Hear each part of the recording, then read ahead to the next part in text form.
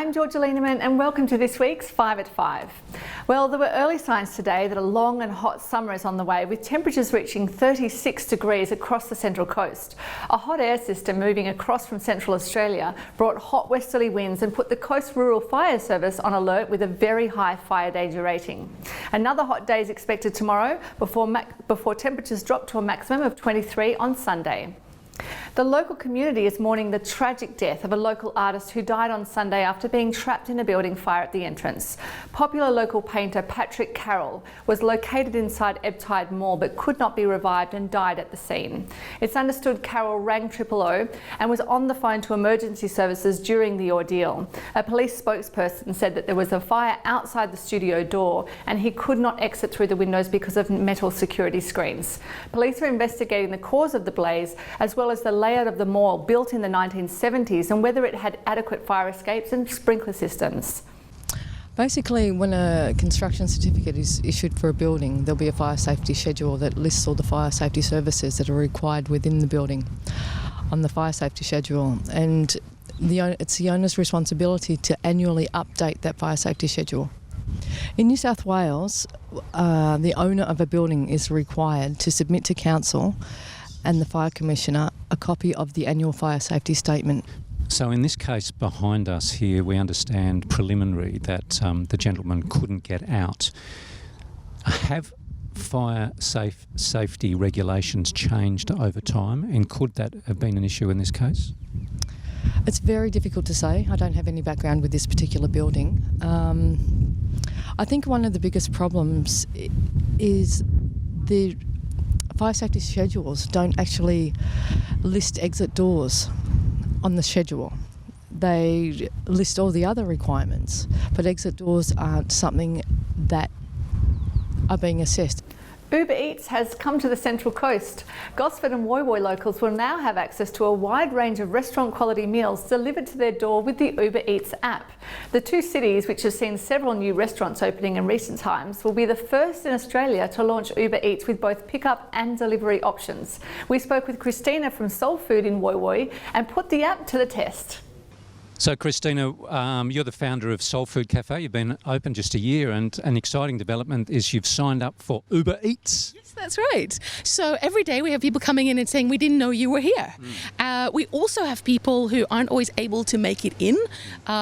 They sometimes, having just given birth, they might want some of our healthy frozen meals or coming in out of hospital. And we didn't have a way of getting food to the people. And so Uber Eats, ideally, is that missing link. There's delivery for you. Oh, no worries, mate. I thought I was going to take for a drive. Oh, I know. Well, all right, mate. all right, good on you. Thanks. Congratulations. Thank you. See ya. Right. And it's good to see our video crew continuing the fine tradition of covering stories that offer any possibility of free food. Coast Community Connections held another successful Bring Your Bills Day yesterday at the Peninsula Community Centre, following the success of its inaugural event in April this year. The community organisation partnered with the State Energy and Water Ombudsman's Office, as well as a long list of retailers and support groups, to help people sort out their bills, rates and benefit payments and access energy affordability schemes. In a first for the Central Coast, the Ombudsman's Office is looking to use the Woy Woy event as a basis to roll out the initiative to other parts of New South Wales. What we really hope is that people will see as many services as possible and either talk about particular problems they have, so with their energy accounts, for example, or if they have a problem with fines, if they have any other benefit inquiries, and really see as many of the great services here today as possible, so when they go home they've got assistance under one roof with as many areas of their lives as possible. Our partnership with Coast Community Connections is really valuable and important. We are one office in Sydney, but we certainly have a reach across New South Wales, and we very much partner with organisations to make sure that they have the local knowledge, they've got the local community connections. So working with them in partnership means they can get word out to all of of their networks. We've had a great response from the community. We've had people, we don't know the exact number here, but in talking to the providers that have attended here, they've been overwhelmed with the amount of people coming in, and also the difficulty that many of those people are in, and the difference that they've been able to make today in those people's lives.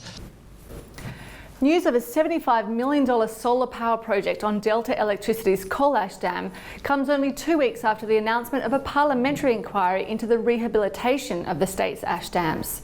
Delta will underwrite the 80-hectare development with a power purchasing agreement with Enernet Global, who will finance and build the 60-gigawatt plant.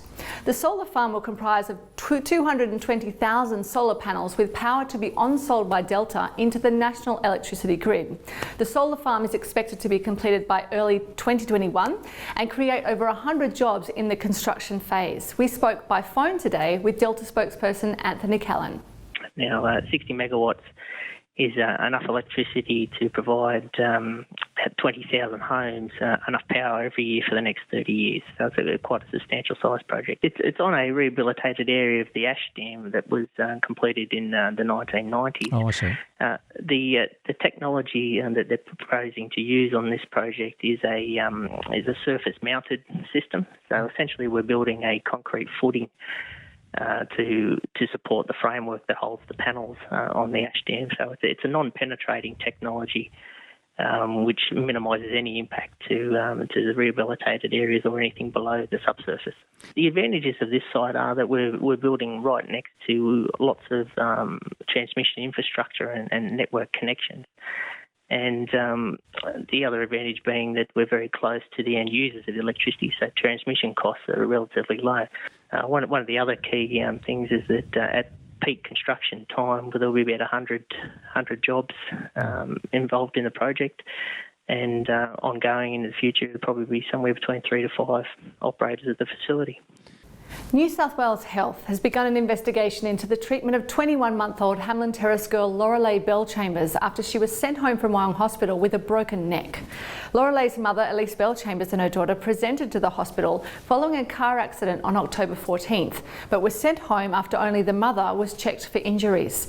2 days later, the family returned to the hospital with Lorelei in distress, and she was later flown to Westmead Children's Hospital, where doctors discovered she had fractured her C1 and C2 vertebrae. And in sport, the Central Coast Mariners registered their first points of the A-League season with a 1-1 draw in the F3 derby with the Newcastle Jets. The Mariners team took an early lead when Milan Djuric latched onto a floating cross from Jordan Murray to become just the second Mariner to score in his first 2 games. But the VAR again proved to be the Mariners' nemesis after another handball penalty against them, and then an extraordinary save by Mark Birighitti disallowed. The following retake found the net. To his pass. Tommy Orr furthest forward. And wide right with the chance. Oh, what a goal from Milan Djuric! It is 2 in 2. Plus again, deeper this time. Up goes Arroyo. Again appeals for handball, and this time Daniel Elder heeds them. Giancarlo Galafoco, I think, penalised. Take 2. Same sides, different results. And it promises to be a big weekend, beginning with the launch of Chromefest in the entrance today. The Central Coast Council's annual Chromefest event is expected to attract more than 50,000 locals and visitors for a 3-day tribute to hot rods and everything 1950s and 60s, with a host of classic car displays, car cruises, retro stalls, fashion, music and dancing. On Sunday, the Avoca Beach Markets will celebrate its 10th anniversary at Heazlett Park foreshore.